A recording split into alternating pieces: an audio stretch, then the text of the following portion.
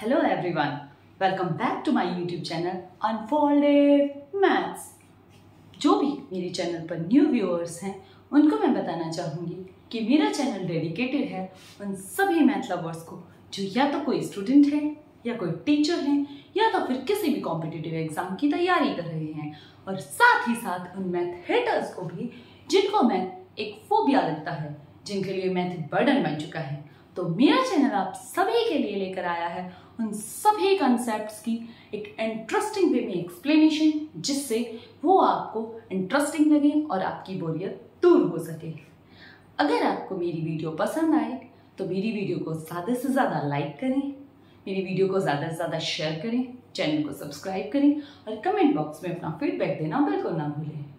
तो आज मैं आप सभी के लिए लेकर आई हूँ हर कॉम्पिटिटिव एग्जाम की जान एंड बोर्ड्स की शान, कोऑर्डिनेट ज्योमेट्री, जिसको हिंदी में कहा जाता है निर्देशांक ज्यामिति। जैसा कि आप नाम से देख सकते हैं, निर्देशांक यानी कि निर्देश प्लस अंक, कोई भी ऐसे अंक जो किसी भी चीज का निर्देश दे सकें, किसी की लोकेशन को बता सकें।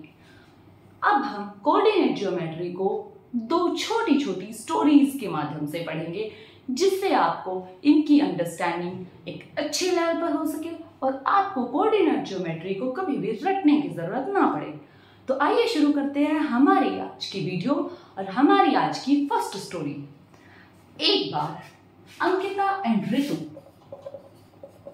अंकिता एंड ऋतु नाम की दो classmate, Ankita and Ritu. Ankita and Ritu एक ही स्कूल में रहती थी। उन्होंने डिसाइड किया कि एक संडे मैं तेरे घर पे आऊंगी और नेक्स्ट संडे तू मेरे घर पे आएगी। तो उनका फाइनल हुआ। जैसे ही अंकिता ऋतु के घर पे आने के लिए घर से निकली, उसने उससे एड्रेस पूछा। तो ऋतु ने उसको एड्रेस बताया कि मेरा जो घर है वो स्ट्रीट नंबर 2 में है। ये हमारे यहाँ हमने स्ट्रीट शो किए हैं, स्ट्रीट नंबर, और ये हमने किए हैं हाउस नंबर। ऋतु ने बताया कि मेरा जो घर है वो स्ट्रीट नंबर 2 में है, यानी कि इस गली में है। तो जब अंकिता घर से चली, वो स्ट्रीट नंबर 2 में पहुंची, तो वहां पे उसने देखा कि वहां पे 4 घर हैं। अब उसे नहीं पता लगा कि वो उसमें से ऋतु का घर कौन सा है। तो उसको हर एक घर को चेक करना पड़ा कि कौन सा घर ऋतु का है। तो अंकिता के माइंड में ख्याल आया कि कोई बात नहीं, नेक्स्ट संडे इसको मेरे घर आना है तो मैं इस बात का बदला जरूर लूंगी। तो नेक्स्ट संडे जब बारी आती है ऋतु की अंकिता के घर जाने की, तो ऋतु एड्रेस पूछती है अंकिता से उसके घर का। तो ऋतु बताती है कि भाई मेरा जो घर है वो तो 4th नंबर का घर है।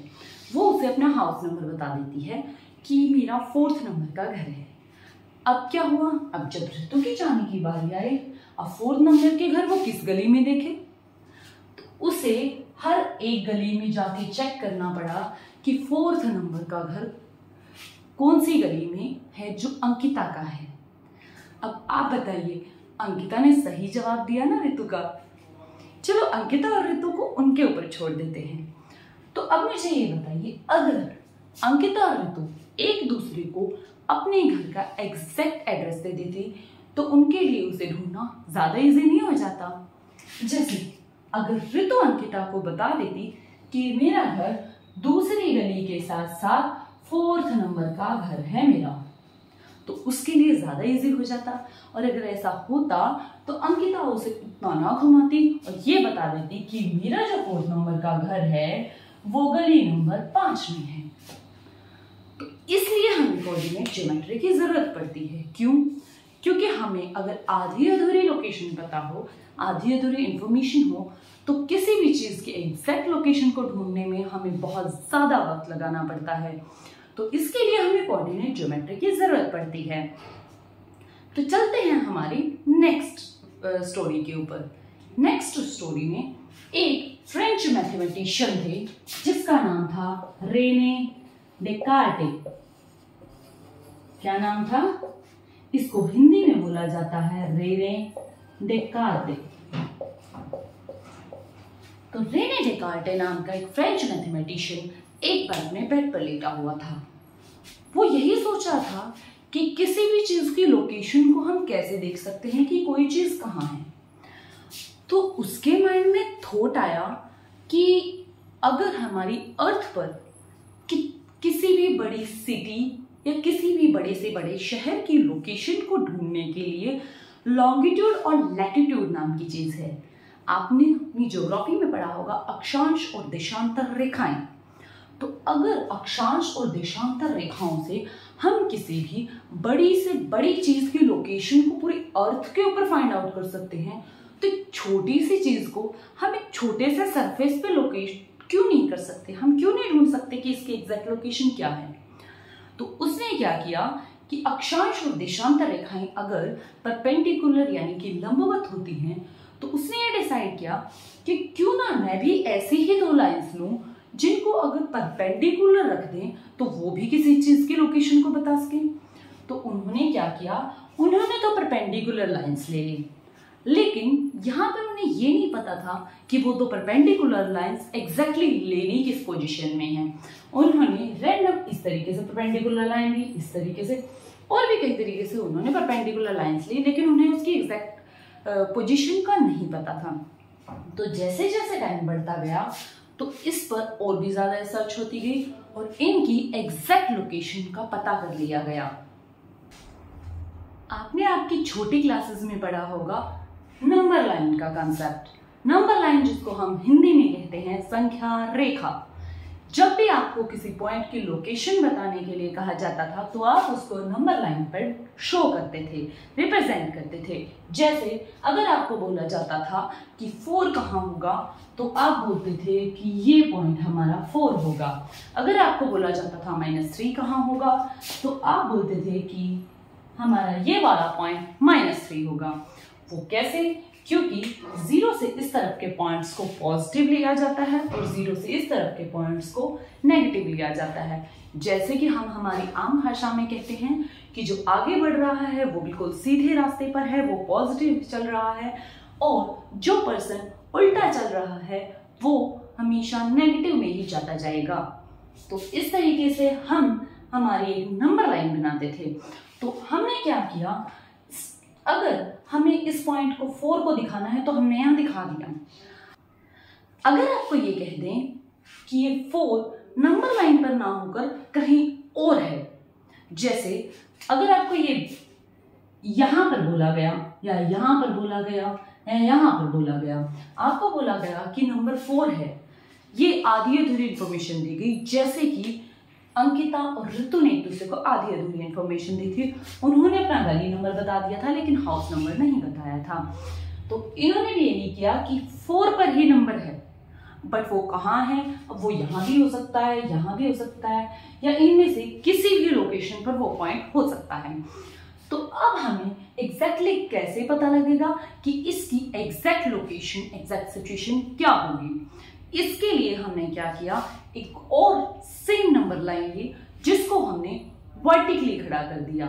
हमने पढ़ा था हमारी लास्ट वीडियो में वर्टिकल लाइन और हॉरिजॉन्टल लाइन क्या होती है।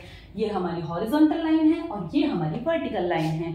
हमने वर्टिकल लाइन में इसको एंटी क्लॉकवाइज रोटेट कर दिया, इसी हमारी नंबर लाइन को। जैसे ये ऐसे थी तो इसको हमने ऐसे रोटेट कर दिया। वही 0, वही ऊपर की तरफ हमारे पॉजिटिव पॉइंट्स और वही नीचे की तरफ हमारे नेगेटिव पॉइंट्स। तो अब हमें पूछा गया कि ये 4 नंबर की लोकेशन बताओ। अब इस पर ये 4 नंबर की लोकेशन यहां चली जाती है, तो क्या इन दोनों को हम मैच कर सकते हैं? बिल्कुल नहीं। क्यों नहीं मैच कर सकते हम इनको?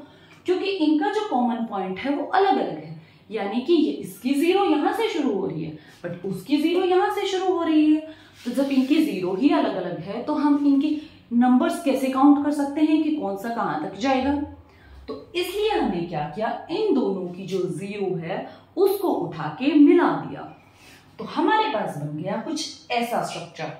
इनकी 0 को मिलाने के बाद ये हमारी हॉरिजॉन्टल लाइन हो गई और ये हमारी वर्टिकल लाइन हो गई। जो हॉरिजॉन्टल लाइन होती है इसको हम कहते हैं एक्स एक्सिस, या तो फिर हम इसको कह सकते हैं एक्स अक्ष। सिमिलरली इस हमारी वर्टिकल लाइन को हम कहते हैं y एक्सिस या तो फिर y अक्ष। अब हमें पता है कि इस साइड हमारा जो x है वो हमारा पॉजिटिव चलता है, तो हम इसको इस तरीके से सिंपल x से डिनोट करते हैं। इस साइड हमारी जो x की वैल्यूज हैं वो नेगेटिव में जा रही हैं, इसलिए हम इसको x डैश से रिप्रेजेंट करते हैं। यहाँ y की वैल्यू पॉजिटिव है तो हम इसको y से रिप्रेजेंट करेंगे, यहाँ पे y की वैल्यू नेगेटिव है इसलिए हम इसको y डैश से रिप्रेजेंट करेंगे।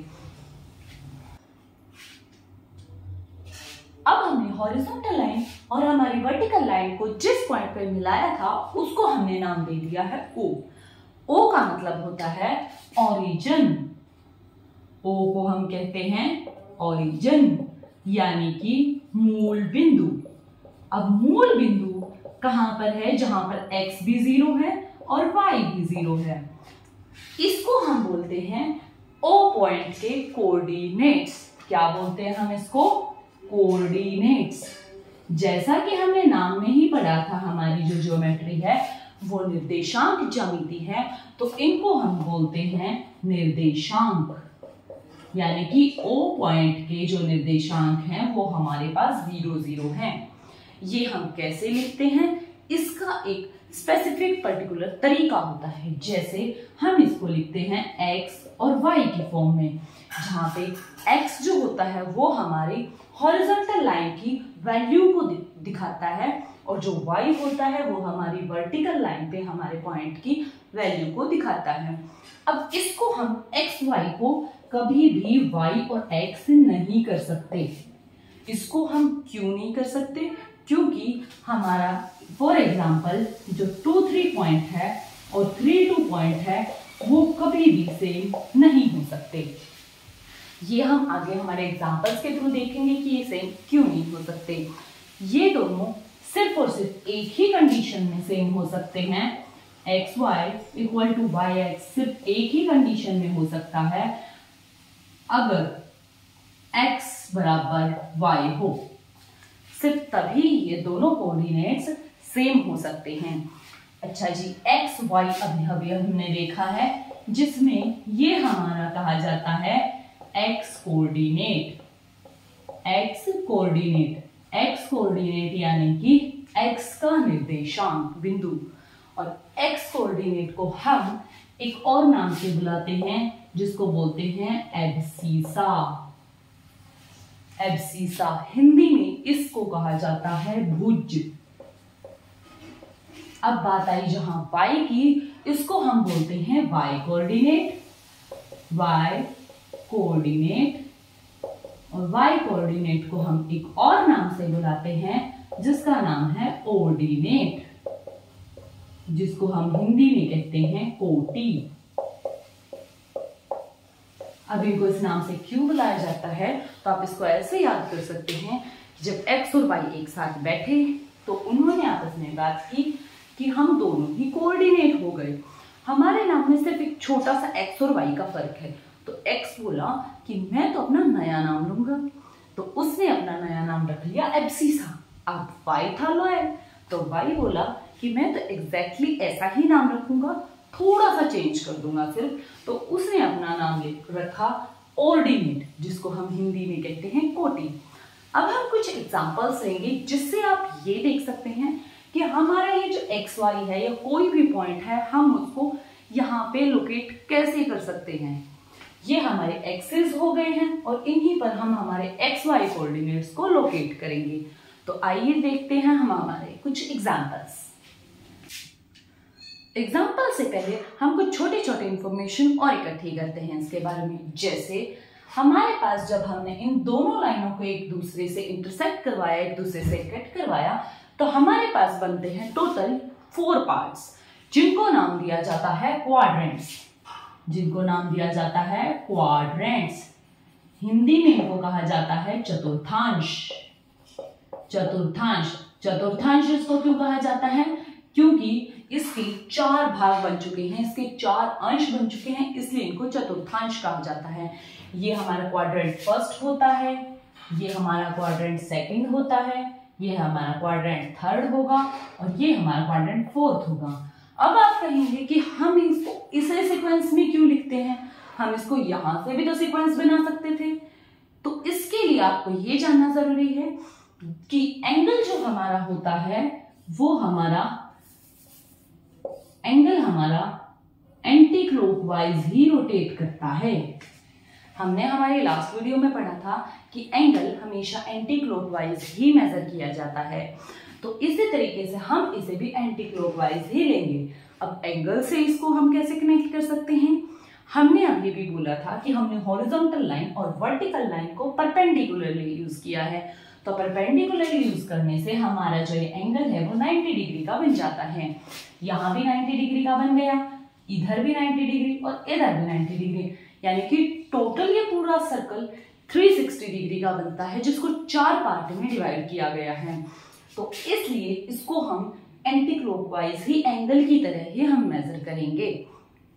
उसके बाद हमें पता है कि यहाँ पर हमारे जो x की वैल्यूज होंगी वो सारी की सारी पॉजिटिव वैल्यूज होंगी, और साथ ही साथ हमारी जो y के साथ वाली वैल्यू है यहाँ ये भी पॉजिटिव है। तो इस क्वाड्रेंट में कोई भी अगर हम पॉइंट लेंगे तो उसमें x और y दोनों की ही वैल्यू पॉजिटिव होगी।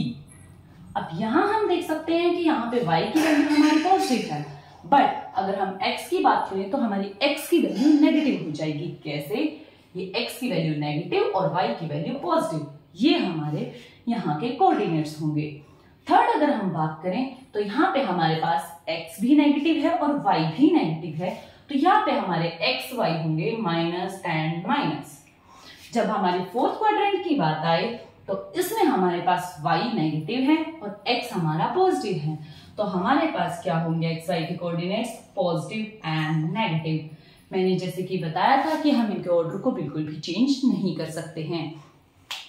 तो आइए हम अब कुछ एग्जांपल्स लेते हैं जिनके थ्रू आपको इस कंसेप्ट में और क्लैरिटी होगी और पता लगेगा कि इन पॉइंट्स को हमारे कोऑर्डिनेट एक्सिस पर किस तरीके से हम लोकेट कर सकते हैं। तो हमारा फर्स्ट एग्जांपल लेते हैं हम 2 and 3, यानी कि यहाँ पे x भी हमारा 2 होगा और y भी हमारा 2, y होगा हमारा 3। तो हम क्या करेंगे, x हमारा 2 लेंगे जो कि यहाँ होगा और y हमारा लेंगे हम 3 जो कि यहाँ लोकेट करेगा। तो हम इनको पैरेलल एक जगह पर इस तरीके से लेकर जाएंगे कि एक दूसरे को टच करें। जैसे हम यहाँ से एग्जैक्टली इसको ऐसे लेकर जाएंगे 2 पर और इसको यहां से हम 3 पर लेकर जाएंगे। तो ये जो हमारा पॉइंट होगा जहां पे हमारे 2 और 3 मैच करेगी उसको हम बोलेंगे हमारा पॉइंट 2 और 3। अब ये हमें कैसे पता लगेगा कि ये फर्स्ट क्वाड्रेंट में ही होगा, क्योंकि हमने पढ़ा था कि फर्स्ट क्वाड्रेंट में हमारी x और y दोनों की ही वैल्यू पॉजिटिव होती है। तो हमें वैल्यूज दी गई थी पॉजिटिव, तो हमारी जो पोजीशन होगी इस पॉइंट की ये एग्जैक्ट पोजीशन होगी, ये 2 और 3 फर्स्ट क्वाड्रेंट में। सेकेंड एग्जाम्पल हम लेते हैं, अगर हमें बोला गया 1 and -2, जहां पे हमारा x पॉजिटिव है और y नेगेटिव है, तो बताइए ये कौन से क्वाड्रेंट में होगा। एग्जैक्टली ये होगा हमारा फोर्थ क्वाड्रेंट, जहां पे हमारा x पॉजिटिव है और y हमारा नेगेटिव है। तो हम क्या करेंगे, x को यहाँ लेंगे 1 and y को हम यहाँ लेंगे -2। सिमिलरली हम ऐसे लाइन खींचेंगे और ये आएगी यहाँ से लाइन, तो ये जो पॉइंट होगा हमारा ये हो जाएगा 1 and -2। सिमिलरली हम थर्ड क्वाड्रेंट और फोर्थ क्वाड्रेंट में भी पॉइंट्स को रिप्रेजेंट कर सकते हैं। अब क्या होगा अगर x और y की आपस में लड़ाई हो जाए, जैसे ये लड़ाई करके बोलते हैं x बोला कि मैं तो y को अपनी लाइन पे, अपनी बाउंड्री पे बिल्कुल भी नहीं आने दूंगा, तो y बोला कि जब मेरी बारी आएगी तो मैं x को भी अपनी बाउंड्री पे नहीं आने दूंगा। एग्जाम्पल से समझते हैं, जैसे हमें पॉइंट दिया गया 4 0, यानी कि x की वैल्यू 4 और y की वैल्यू 0। अब x की वैल्यू 4 है यानी कि, और y की वैल्यू 0, तो यानी कि ये बाउंड्री पे x की पे ही होगा, ये y से बिल्कुल भी कनेक्ट नहीं करेगा। तो हमारा जो ये पॉइंट होगा ये पॉइंट हो जाएगा जहां पे ये y को आने बिल्कुल नहीं देगा और x की वैल्यू हो जाएगी 4।